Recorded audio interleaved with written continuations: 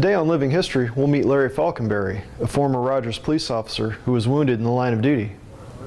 Or September the 1st, 1972, I had been a patrolman with the Rogers Police Department for just over 2 years.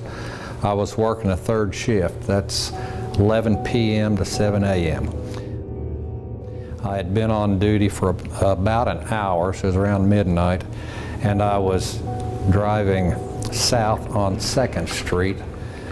In the right turn lane, there was an older car turned onto Walnut Street and was driving west real slowly, but he was right over against the curb driving in the parking spaces.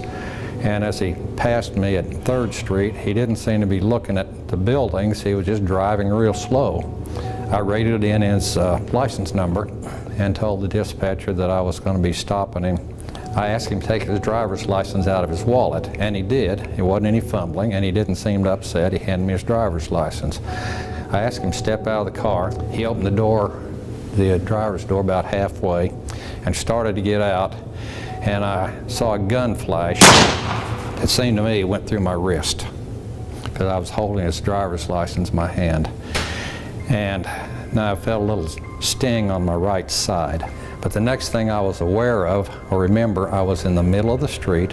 I had my .357 Magnum revolver in my hand, and it clicked a couple of times, and I realized that I'd fired all 6 shots. I'd emptied my gun. Got on the radio, and radioed that I'd been shot, and I'd shot somebody.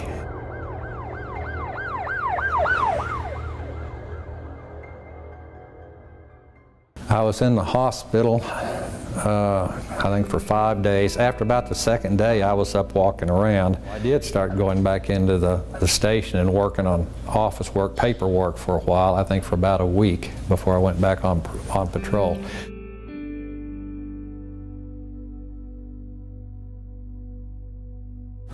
And that's why I didn't really have any real animosity. I don't believe that he really knew what he was doing. I stayed on the department for 3 years after that, and then I resigned and went to the Rogers Fire and Ambulance, where I spent another 24 years there as a firefighter and ambulance EMT. The whole shooting incident I was in, I imagine, probably didn't last more than about 3 seconds, the actual shooting. Policemen out there understand that these sort of things can happen at any instant. You're going from absolutely being bored to death to anything can crop up in just an absolute split second. You can learn more about Larry Faulkenbury and other Benton County crime stories here at the Rogers Historical Museum. For Living History, I'm John Burroughs.